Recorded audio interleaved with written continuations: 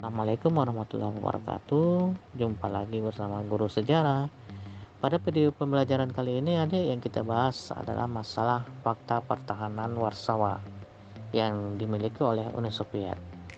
Pada video pembelajaran sebelumnya, kita sudah kupas tuntas masalah Perang Dingin sampai ke pertahanan blok barat, baik itu NATO, SEATO, ANZUS maupun METO. Nah, pada kesempatan kali ini kita khusus membahas masalah-masalah fakta Warsawa. Baiklah adik-adik, kita mulai materi fakta Warsawa. Oke adik-adik, kita bahas materi yang kedua.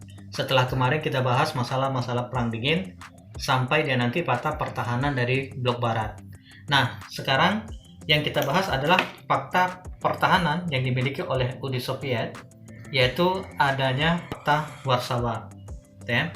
Nah, selama beberapa dekade, fakta Warsawa terlihat sangat kuat dan solid.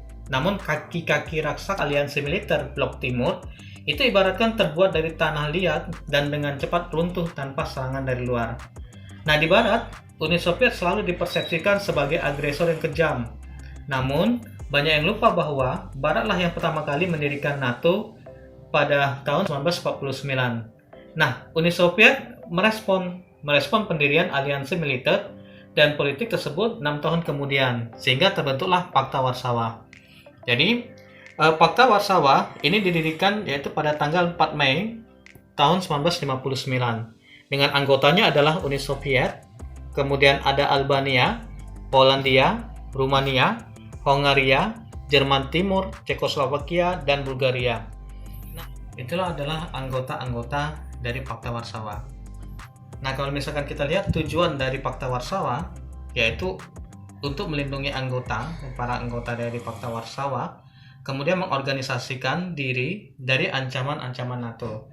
Nah, NATO ini adalah fakta pertahanan yang dibentuk oleh blok barat, yang tujuannya adalah untuk membendung komunis di kawasan Atlantik Utara.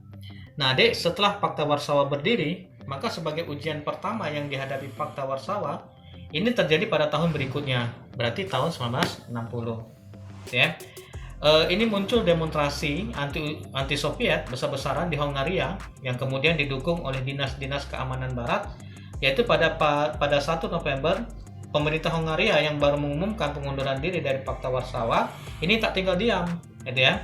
Nah, akhirnya apa? Akhirnya Soviet harus segera memadamkan api berbahaya di jantung Eropa tersebut. Nah, jadi pemimpin Uni Soviet Nikita Khrushchev ini segera bertemu dengan sekutu Eropa Timurnya dan memutuskan untuk mengintervensi. Nah, jadi inilah ancaman-ancaman pertama yang dimiliki oleh Uni Soviet pada saat dia pembentukan Fakta Warsawanya. Nah, kemudian nanti pada tahun 1961, ya, jadi pada tahun 1961 saya buat di sini, tahun 1961 nanti Albania menantang raksasa Uni Soviet ini untuk menjawab ya atas kematian dari Joseph Stalin, dan akhirnya hubungannya ini ke Soviet Yugoslavia yang lama-kelamaan akhirnya memanas sehingga pemimpin Albania Enver Hoxha ini mengalihkan kesetiaannya ke Tiongkok, yang pada akhirnya nanti munculnya kekurangan harmonisnya persahabatan antara kedua belah pihak, sehingga terjadilah perpecahan antara Soviet Albania dan berakhir pada secara de facto ini berpartisipasi dalam kegiatan-kegiatan aliansi pada tahun 1961. Ya. Jadi ini merupakan perkembangan dari Fakta Warsawa.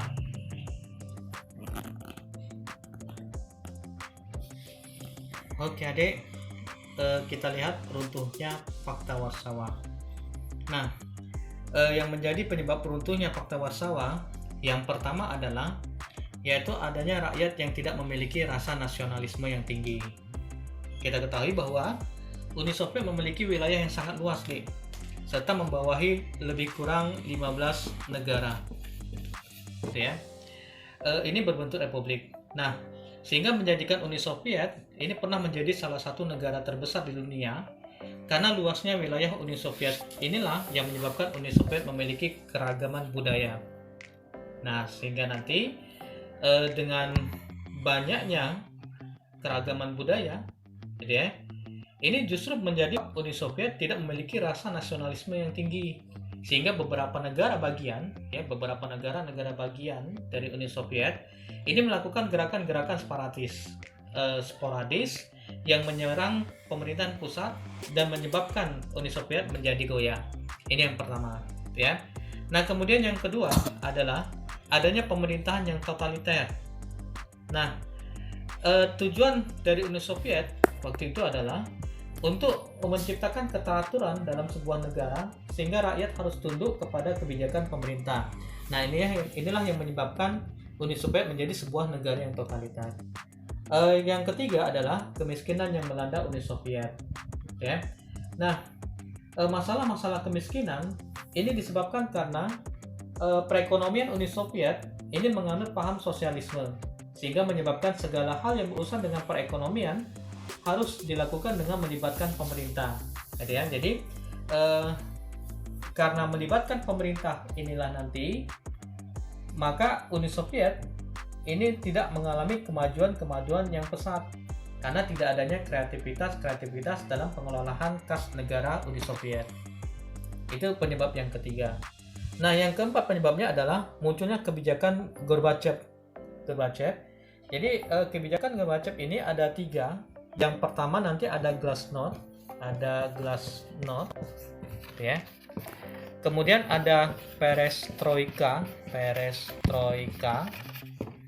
Kemudian nanti ada Zakhonos. Selanjutnya ada demokratisasi. Nah, Glasnost ini artinya keterbukaan. Jadi keterbukaan di segala bidang kehidupan yang diberlakukan nanti di negara Uni Soviet. Kemudian yang kedua adalah Perestroika. Nah, Perestroika ini dia berusaha untuk memperbaiki perekonomian yang dilancarkan oleh Mikhail Gorbachev. Yang ketiga adalah Zakhonos, ini menuntut adanya suatu keadilan. Kemudian tentunya ada demokratisasi, adalah menjalankan demokrasi. Nah, kebijakan-kebijakan Mikhail Gorbachev inilah nanti yang menjadi penyebab keruntuhan Uni Soviet yang keempat. Ya. Nah, adik, kalau misalkan kita lihat bubarnya Pakta Warsawa, ini disebabkan karena akibat dari Uni Soviet itu sendiri. Karena kenapa? Karena adanya kebijakan-kebijakan yang dijalankan oleh Mikhail Gorbachev, sehingga nanti di tanggal 26 Desember 1991 resmilah dibubarkan Pakta Warsawa. Nah, karena dibubarkannya Pakta Warsawa, maka adik, satu-satunya pemegang negara adidaya dan adik kuasa itu adalah Amerika Serikat. Ya. Nah, jadi inilah Pakta Warsawa dari awal berdirinya sampai runtuhnya ini menjadi salah satu pesaing dari berdirinya Pakta Pertahanan yang dibuat oleh Amerika Serikat, yaitu NATO, yang bertujuan adalah untuk membendung komunis, maksudnya nanti di kawasan-kawasan Atlantik Utara. Oke adik, sekian dulu materi kita hari ini.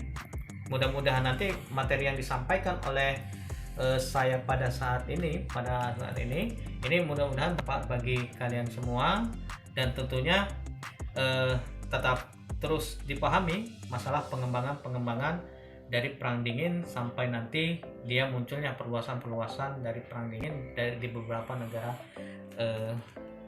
dunia. Oke, saya akhiri sampai sini. Assalamualaikum warahmatullahi wabarakatuh. Semoga